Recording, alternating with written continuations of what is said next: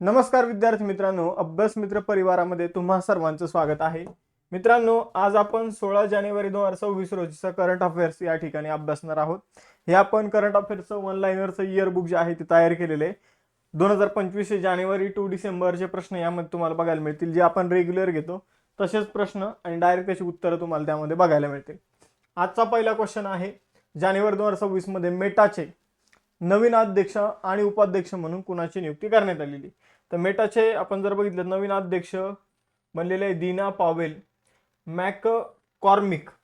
तर यांची अध्यक्ष आणि उपाध्यक्ष म्हणून नियुक्ती करण्यात आलेली आहे. दीना पावेल आणि मॅककॉर्मिक ही नावं लक्षात ठेवायची आहे. तर दीना पावेल आणि मॅककॉर्मिक यांची या कंपनीचे नवीन अध्यक्ष आणि उपाध्यक्ष म्हणून नियुक्ती करण्यात आलेली आहे. मेटा कंपनी फेब्रुवारी 2004 मध्ये स्थापना करण्यात आली होती.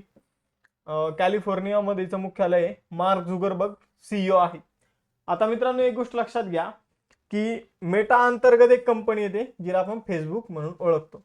तर फेसबुकची पॅरेंट कंपनी म्हणजे फेसबुकचा पिता कोण आहे? मेटा आहे. आणि मेटाचा मुलगा कोण आहे? फेसबुक आहे. आता आपण चर्चेतील महिला बघूया. दक्षिण ध्रुवावर पोहोचणारी सर्वात तरुण भारतीय महिला आहे काम्या कार्तिकेयन. मेघालय उच्च न्यायालयाच्या पहिल्या महिला मुख्य न्यायाधीश रेवती मोहिते डेरे. व्हेनेझुएलाच्या नवीन हंगामी राष्ट्रपती डेल्सी रॉड्रिग्ज. कोणत्या भारतीय लष्करी अधिकाऱ्याला संयुक्त राष्ट्र महासचिव पुरस्कार 2025 ने सन्मानित करण्यात आलं? स्वाती शांता कुमार. रेल्वे संरक्षण दलाच्या पहिल्या महिला महासंचालक सोनाली मिश्रा. युलिया स्विरिडेन्को या युक्रेनच्या युक्रेनच्या नवीन पंतप्रधान आहे, पहिल्या महिला नाही. मिस वर्ल्ड 2025 आहे सुचाता चुवान्स्की. या कोणत्या देशाचा आहे असं आपल्याला अलीकडे प्रश्न विचारला होता? थायलंडचा. माउंट एव्हरेस्ट जिंकणारी पहिली महिला CISF अधिकारी कोण आहे? गीता समोता. विश्व खाद्य पुरस्कार 2025 च्या विजेता कोण आहे? Doctor Maria Angela हंगेरिया. आणि युरिका फोर्ब्स ब्रँड अँबॅसिडर कोण ठरले आहे? तर युरिका फोर्ब्सच्या ब्रँड अँबॅसिडर ठरलेला आहे श्रद्धा कपूर. दुसरा मोस्ट इम्पॉर्टंट प्रश्न, हा तुम्हाला 100% नाही 101% तुम्हाला हा परीक्षेमध्ये बघायला मिळणार. 18व्या ब्रिक्स शिखर परिषद 2026 कोणता देश आयोजित करेल? तर 18वी ब्रिक्स शिखर परिषद भारतामध्ये आयोजित केली जाणार आहे. त्याचबरोबर विद्यार्थी मित्रांनो, यापूर्वी कोणत्या देशामध्ये आयोजित करण्यात आली होती? तर यापूर्वी ती ब्राझीलमध्ये आयोजित करण्यात आली होती. या दोन गोष्टी लक्षात ठेवायच्या. त्यानंतर जर बघितलं तर याचा अधिकृतपणे लोगो जो आहे तो ब्रिक्स शिखर परिषदेचा परराष्ट्र मंत्री S जयशंकर यांनी नवी दिल्लीमध्ये अनावरण केलेलं आहे, ज्यामध्ये कमळ आणि नमस्ते हे आपल्याला बघायला मिळतं. आणि त्याची एक वेबसाईटचं सुद्धा लॉन्चिंग जे आहे ते करण्यात आलेले आहे. दुसरा आपल्यासाठी महत्वाचा पॉइंट आहे की लोगोमध्ये काय आहे? तर लोगोमध्ये दोन गोष्टी आहेत, कमळ आणि नमस्ते. त्यानंतर तिसरा महत्वाचा पॉइंट इथं की याची थीम काय? Building for resilience, innovation, cooperation and sustainability ही जी थीम आहे यावर सुद्धा प्रश्न विचारला जाईल. यापूर्वी भारताने 2012, 2016 आणि 2021 मध्ये ब्रिक्स शिखर परिषदेचं आयोजन केलं होतं. म्हणून भारत कितव्यांदा ब्रिक्स शिखर परिषद आयोजित करत आहे? 4th times. ही सगळी इन्फॉर्मेशन जी आहे ती आपल्यासाठी इम्पॉर्टंट आहे मित्रांनो. पुढे जाऊया. तिसरा प्रश्न, 24 तास नळाद्वारे थेट पिण्याचं पाणी पुरवणारं भारतातील पहिलं शहर कोणतं बनलेलं आहे? तर ते बनलेलं आहे पुरी, ओडिशामध्ये. पुरी जगन्नाथ तुम्हाला माहित असेल. तर ते पुरी जे आहे ते नळाने पाणी पुरवणारं 24 तास हे पहिलं शहर बनलेलं आहे. सुजल पेय नळ मिशन अंतर्गत 24 तास पिण्याचं पाणी पुरवणारं हे भारतातील पहिलं शहर आहे, जिथून पिण्यायोग्य नळाद्वारे पाणी आपल्याला बघायला मिळतं. हे भारतीय मानक ब्युरो, आपण जर बघितलं तर जो काही ब्युरो ऑफ इंडिया स्टँडर्ड्स जो आहे आणि जागतिक आरोग्य संघटना WHO जो आहे, वर्ल्ड हेल्थ ऑर्गनायझेशन, यांच्या मानकांची पूर्तता करतं. त्यानंतर जर बघितलं तर पुढील क्वेश्चन आहे, 15 जानेवारी 2026 रोजी कोणत्या भारतीय शहरात वार्षिक सैन्य दिन परेड आयोजित केली जात आहे? 2025 ची वार्षिक सैन्य दिन परेड जी आहे ती पुण्यामध्ये आयोजित करण्यात आली होती मित्रांनो. 2026 मध्ये ही जयपूरमध्ये आयोजित करण्यात येत आहे. या दोन्ही लक्षात ठेवा, पुण्याची पण लक्षात ठेवा आणि जयपूरची पण लक्षात ठेवायची आहे. आपल्याला कोणती पण विचारली जाऊ शकते. जयपूरमध्ये 78वा भारतीय सेना दिन साजरा करण्यात आला. आणि 15 जानेवारी रोजी आपण जर बघितलं लष्करी परेड जी आहे ती राजस्थानची राजधानी जयपूरमध्ये आयोजित करण्यात आली होती. लष्कर प्रमुख जनरल उपेंद्र द्विवेदी यांनी 2026 हे वर्ष नेटवर्किंग अँड डेटा केंद्रीकरणाचं वर्ष म्हणून घोषित केलेलं आहे. तर हे सुद्धा महत्वाचं आहे. आजचं सेशन खूपच जास्त महत्वाचं आहे, कारण खूप इम्पॉर्टंट प्रश्न तुम्हाला आजच्या सेशनमध्ये बघायला मिळेल. 5वा क्वेश्चन आहे, जानेवारी 2026 मध्ये भारतातील युनायटेड स्टेट्स ऑफ अमेरिकेचे नवीन राजदूत म्हणून कोणी पदभार स्वीकारला? तर तो सर्जिओ गोर यांनी पदभार स्वीकारलेला आहे. सर्जिओ गोर जर आपण बघितलं 12 जानेवारी 2026 ला अमेरिकेचे भारतातील दूत म्हणून त्यांनी पदभार स्वीकारलेला आहे. त्यांचा जन्म उझबेकिस्तानची राजधानी ताश्कंदमध्ये झालेला आहे. आता अमेरिकेविषयी महत्वाच्या गोष्टी जाणून घेऊया. राजधानी वॉशिंग्टन DC, चलन आहे डॉलर. उत्तर अमेरिका खंडामध्ये हा अमेरिका येतो. अमेरिकेचे 47वे राष्ट्रपती कोण आहे? Donald Trump. अमेरिकेने कोणत्या वर्षी राज्यघटना स्वीकारली? 1787 मध्ये. संविधानाचे पहिले 3 शब्द आहे वी द पीपल. आपण सुद्धा सरनाम्यामध्ये जे पहिले 3 शब्द घेतलेले आहे we the people of India, आपण जे बोलतो तर वी द पीपल हे शब्द आपण अमेरिकेकडूनच घेतले. त्याचबरोबर सरनामा ही कन्सेप्ट सुद्धा आपण अमेरिकेकडूनच घेतली. आणि अमेरिकेच्या राज्यघटनेवरून फंडामेंटल राईट्स म्हणजे मूलभूत हक्क, त्याचबरोबर जर बघितलं तर स्वतंत्र न्याय व्यवस्थेची तरतूद ही आपण अमेरिकेकडून घेतली. कलम 61 मध्ये राष्ट्रपतीला काढून टाकण्यासाठी महाभियोगाची जी प्रोसिजर आहे ती आपण अमेरिकेकडून घेतली. न्यायाधीशांना पदावरून काढून टाकण्याची प्रोसिजर आपण अमेरिकेकडून घेतली. सरनामा मी तुम्हाला सांगितलं, सरनाम्यातले पहिले 3 शब्द जे आहे ते सुद्धा आपण अमेरिकेकडून घेतलेले आहे. त्याचबरोबर अजून बऱ्याचशा गोष्टी ज्या आहेत त्या आपण अमेरिकेकडून घेतल्या, जसं की न्यायालयीन पुनर्विलोकन नावाची एक कन्सेप्ट आहे, ज्युडिशियल रिव्ह्यू, ही सुद्धा आपण अमेरिकेकडून घेतलेली आहे. तुम्हाला या कशावर सुद्धा प्रश्न विचारला जाऊ शकतो. अमेरिकेने रशियाकडून एक गोष्ट विकत घेतलेली आहे, अलास्का नावाचं ठिकाण, जे एक काळी रशियाचं होतं. अमेरिकेचा राष्ट्रीय खेळ क्रिकेट प्रमाणेच एक बेसबॉल सारखा खेळ आहे, ज्यामध्ये बॅट ऐवजी गोलदांडा असतो आणि बॉल असतो तो लांबपर्यंत मारायचा असतो. अमेरिकेचा शोध कोण लावला? कोलंबसने. अमेरिकेच्या संसदेचं नाव काय आहे? काँग्रेस. संविधान तयार करणारा आणि स्वीकारणारा पहिला देश अमेरिकाचे. अमेरिकेच्या संविधानातून काय घेतलं हे मी तुम्हाला आत्ताच सांगितलेलं आहे. तर उपराष्ट्रपती पद एक ऍडिशनल, उपराष्ट्रपती पद सुद्धा आपण कोणाकडून घेतलेलं आहे? अमेरिकेकडून घेतलेलं आहे. 6वा मोस्ट इम्पॉर्टंट क्वेश्चन बघा, बालविवाह मुक्त भारत मोहिमेअंतर्गत भारत सरकारने कोणत्या वर्षापर्यंत बालविवाहाचं प्रमाण 10% कमी करण्याचं लक्ष ठेवलं आहे? तर भारत सरकारने 2026 पर्यंत बालविवाहाचं प्रमाण 10% कमी करण्याचं लक्ष ठेवलं आहे. आणि बालविवाह मुक्त भारताचं लक्ष काय? तर यावर सुद्धा तुम्हाला प्रश्न येईल. बालविवाह मुक्त भारताचं लक्ष आहे मित्रांनो 2030. आणि आता मी तुम्हाला जे दाखवतोय त्यावर सुद्धा प्रश्न येणार आहे. काय हे प्रश्न काय कसे येऊ शकतो? तर बघा, छत्तीसगड मधील बालोद नावाचा जिल्हा आहे, बालोद नावाचा जिल्हा ही गव्हर्नमेंटचा अधिकृत वेबसाईट PIB पब्लिक इन्फॉर्मेशन ब्युरोची डेटा आहे. तर बालोद नावाचा जिल्हा जो आहे तर तो भारताचा पहिला बालविवाह मुक्त असणारा जिल्हा आहे. तर छत्तीसगड मधील बालोद जिल्हा जो आहे तो भारतातील पहिला बालविवाह मुक्त जिल्हा आहे, ही गोष्ट लक्षात ठेवा.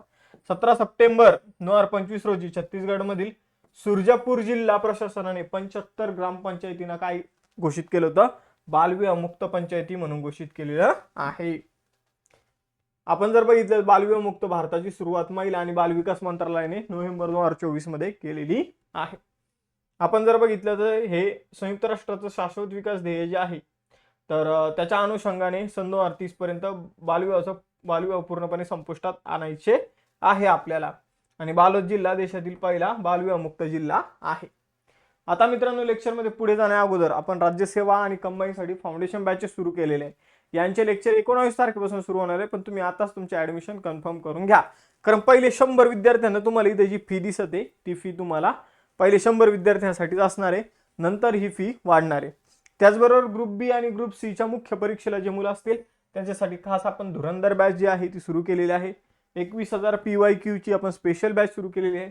ह्या आपल्या नोट्स आहे, या तुम्हाला आपल्या सगळ्या बॅचेस अभ्यास मित्रांच्या ऍप्लिकेशनवर बघायला मिळेल. ऍप्लिकेशनवरून बॅच परचेस करताना एक कुपन कोड यूज करा जे आहे CJ लाईव्ह, म्हणजे तुम्हाला फी मध्ये 10% डिस्काउंट जे आहे ते मिळणार आहे. पुढे जाऊया मित्रांनो, आपलं टेलिग्राम इन्स्टाचं पेज फॉलो करून ठेवा म्हणजे तुम्हाला लेक्चरची नोटिफिकेशन मिळत जाईल. 7वा प्रश्न आहे, जानेवारी 2026 मध्ये विल फॉर पीस 2026 हा बहुराष्ट्रीय नौदलाचा सरावचं आयोजन कोणता देश करत आहे? तर विल फॉर पीस नावाचा नौदलाचा बहुराष्ट्रीय सराव जो आहे तो आयोजित केला दक्षिण आफ्रिका या देशाने. दक्षिण आफ्रिका देशाजवळच केप ऑफ गुड होप नावाचं ठिकाण आहे. त्या ठिकाणी जर बघितलं तर हा युद्ध सराव, नौदलाचा युद्ध सराव आयोजित करण्यात आला. यामध्ये जर बघितलं तर चायना, रशिया, इराण आणि दक्षिण आफ्रिका या देशांच्या नौदलाने भाग घेतलेला आहे. आपण जर बघितलं सागरी सुरक्षा सुनिश्चित करणं आणि आपण जर बघितलं तर नौकावहन आणि सागरीय आर्थिक क्रियाकलापाच्या सुरक्षतेसाठी परस्पर समन्वय साधणं हे याचं मेन उद्दिष्ट आहे. 8वा प्रश्न आहे, जानेवारी 2026 मध्ये कोणत्या राज्याने अरलम वन्यजीव अभयारण्य हे पहिलं अधिकृत फुलपाखरू अभयारण्य म्हणून घोषित केलं? तर केरळने अरलम वन्यजीव अभयारण्याला अरलम फुलपाखरू अभयारण्य म्हणून घोषित केलेलं आहे. आणि असं करणारं कर्नाटक हे भारतातील पहिलं राज्य बनलेलं आहे. ते केरळ सरकारने अरलम वन्यजीव अभयारण्याचं नाव अरलम फुलपाखरू अभयारण्य असं केलेलं आहे, ज्यामुळे ते राज्यातील पहिलं फुलपाखरू अभयारण्य बनलेलं आहे. हे नामकरण वन्यजीव संरक्षण कायदा 1972 अंतर्गत करण्यात आलेले. तर वन्यजीव संरक्षण कायदा कधीचा आहे? 1972चा आहे. 9वा प्रश्न आहे, जानेवारी 2026 मध्ये कोणत्या राज्य सरकारने महिला आणि अल्पवयीन मुलांच्या सुरक्षेसाठी अक्कापडे योजनेला मान्यता दिली? तर अक्कापडे योजना जी आहे ती कर्नाटक सरकारने सुरू केली आहे. आपण जर बघितलं तर कर्नाटकचे मुख्यमंत्री सिद्धरामय्या यांच्या नेतृत्वाखाली योजना सुरू करण्यात आलेली, जी वडील भगिनी दल असा त्याचा मराठीमध्ये अर्थ होतो अक्कापडेचा. या योजनेचं उद्दिष्ट आहे महिला आणि अल्पवयीन मुलांवरील हिंसाचार, छळ, शोषण आणि बालविवाह यांसारखे गुन्हे रोखणे. 10वा प्रश्न आहे, भारतातील पहिलं पाय असलेलं मोबाईल मॅन्युप्युलेटर स्कोर्प SC आपण याला काय म्हणूया स्कॉर्प कोणत्या संस्थेने लॉन्च केला आहे? म्हणजे हा एका टाईपचा रोबोट आहे, जो कुत्र्यासारखा रोबोट आहे. तर हा भारतातील पहिला रोबोट कोणत्या संस्थेने लॉन्च केलेला आहे? तर तो IIT कानपूरने लॉन्च केलेला आहे. आपण जर बघितलं तर हा स्वदेशी संज्ञानात्मक रोबोटिक प्लॅटफॉर्म आहे. IIT कानपूरच्या एक्सटीरा रोबोटिक्सने हा विकसित केलेला आहे. याला आपल्याला पाय वगैरे बघायला मिळतात. त्यानंतर जर बघितलं संरक्षण, आपत्ती व्यवस्थापन आणि औद्योगिक तपासणी सारख्या क्षेत्रात त्याचा वापर केला जाऊ शकतो, जिथं चाकांचे रोबोट पोहोचू शकत नाही. 11वा प्रश्न, जानेवारी 2026 मध्ये 28व्या राष्ट्रकुल सभापती आणि अध्यक्षीय अधिकाऱ्यांच्या परिषदेचं आयोजन कोण करत आहे? तर आपल्याला माहिती आहे आपल्या लोकसभेत अध्यक्ष असतात, राज्यसभेमध्ये सभापती असतात, विधानसभेमध्ये अध्यक्ष असतात, तर विधान परिषदेमध्ये सभापती असतात. तसं सगळ्या देशांमध्ये असतं. ज्या ज्या देशामध्ये लोकशाही, ज्या ज्या देशामध्ये संसद असते कायदा बनवण्यासाठी.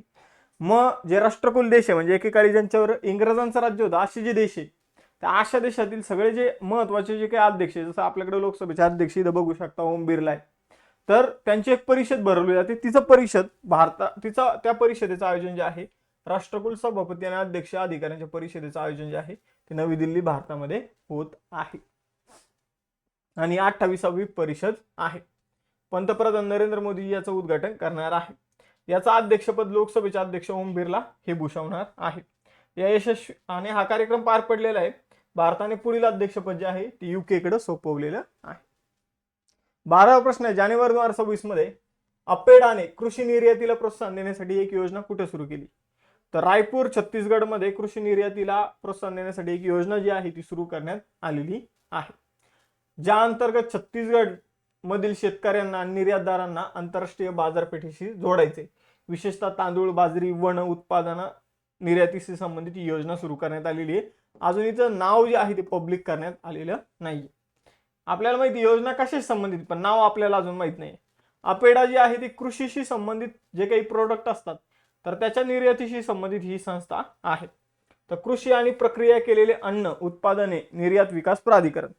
तर ॲग्रिकल्चर आपण जर बघितलं तर ॲग्रिकल्चरल जे काही प्रोडक्ट असतात तर ते एक्सपोर्ट करण्याशी संबंधित जी काही आपण म्हणूया प्राधिकरण आहे, ऑथॉरिटी आहे, तर ती आहे अपेडा.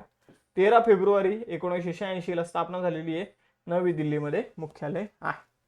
आजच्या सेशनचे टेस्ट क्वेश्चन आहे, बालविवाह मुक्त भारत जे आहे त्याचं भारताचं टार्गेट काय? या प्रश्नाचं उत्तर नक्की देऊ. भारताचं टार्गेट काय बालविवाह मुक्त होण्याचं, जे काही आपलं टार्गेट काय हे तुम्हाला सांगायचं. त्यानंतर वार्षिक सैन्य परेड 2025 कुठं झाली, 2026 पण कुठं झाली, हे दोन्ही गोष्टी तुम्हाला सांगायच्या आहे. आणि 18वी ब्रिक्स शिखर परिषद जी आहे तर तिचं आयोजन कोणता देश करत आहे आणि 17व्या ब्रिक्स शिखर परिषदेचं आयोजन कोणत्या देशाने केलं होतं हे दोन्ही पण तुम्ही मला सांगायचं आहे. तर थांबूया मग आज आपण इथं. आय होप आज खूप सारं नॉलेज जे आहे ते तुम्हाला मिळालं असेल. तर लेक्चर लाईक करा, चॅनल सबस्क्राईब करा. भेटूया नेक्स्ट व्हिडिओमध्ये. चलो बाय बाय, जय हिंद.